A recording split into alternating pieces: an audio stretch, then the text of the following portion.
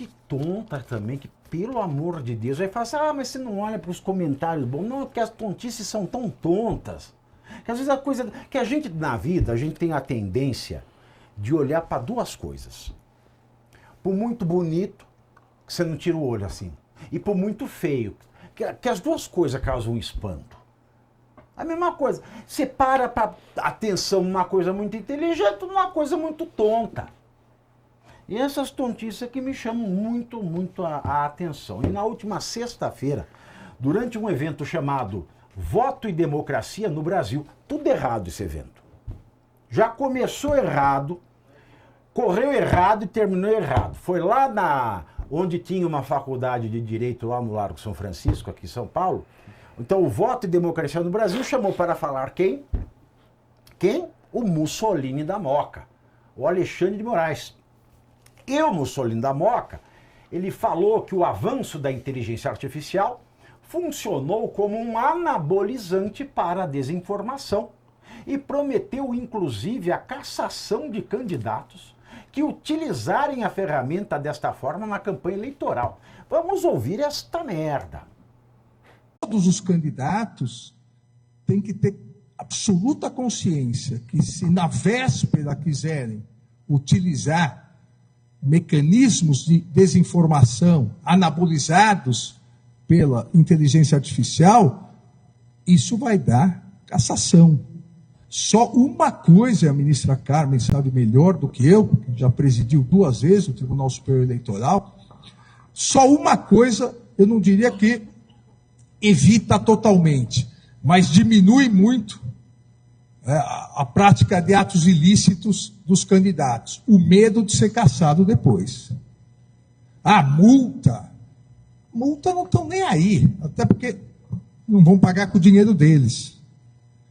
Agora, o medo de ser cassado, perder o mandato, isso muda, isso influencia. Aí você veja, né? Ele falou que multa não tem medo porque não vão pagar com o dinheiro deles. Ou seja, quando não é com o dinheiro, a pessoa não está nem aí. Então vocês imaginam que o Moraes é uma pessoa sem medo na vida, porque a mulher ganhou, a mulher dele, né? A mulher dele ganhou 129 milhões, chegou só a 80, né? Mas foi a mulher dele que ganhou, viu? E é engraçado que eu não sabia que ele ainda estava no TSE, Eduardo.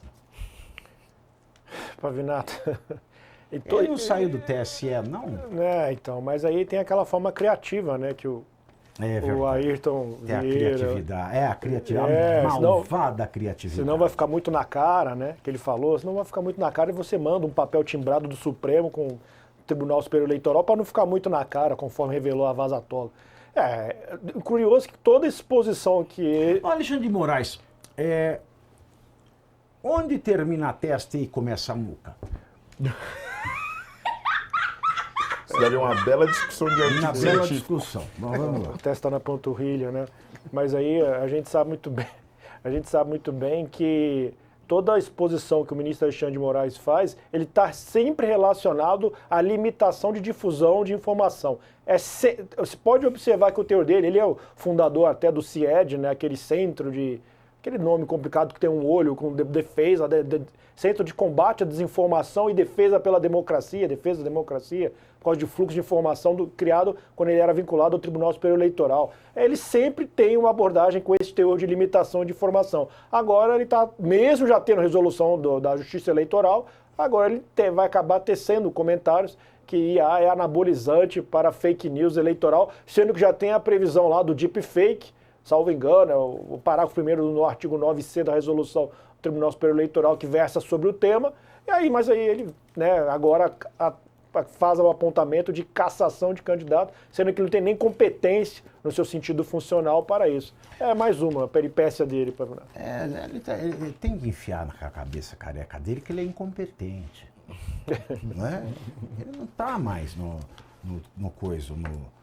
TSE. Eu ia fazer uma pergunta muito louca, Holliday, mas eu esqueci do pulo do gato da pergunta, entendeu? Então agora fica difícil eu lhe entregar essa... lembrei.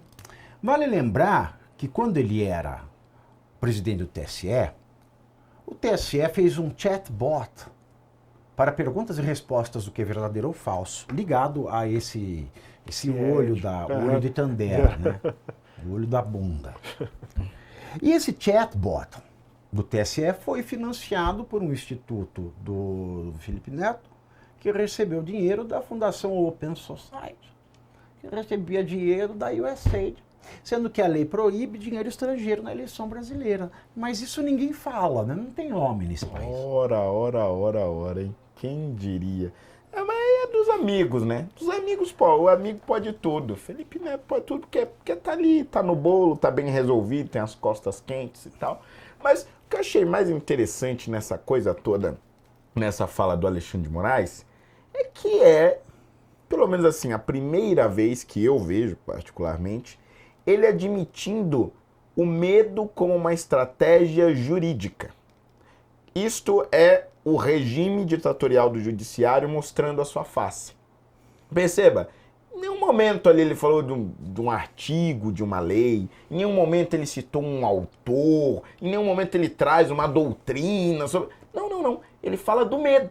O medo é o método mais eficiente para conter os candidatos que vão usar a inteligência artificial, etc. Isso serve para qualquer coisa.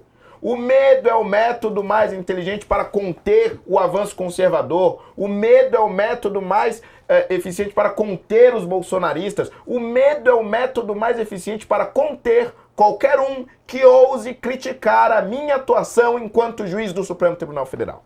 É isto. Alexandre de Moraes, nesta frase, nesta fala, aliás, ele revela que o método dele é o medo sobre os opositores. Quando eu dou aula de filosofia, tem uma aula que é a questão da legitimidade, o fundamento da legitimidade. A legitimidade não só de acordo com a filologia, né, aquilo que está de acordo com o conjunto de leis, mas a legitimidade com a acepção daquilo que é verdadeiro, né? Daquilo que, por ser verdadeiro, respeita-se como tal.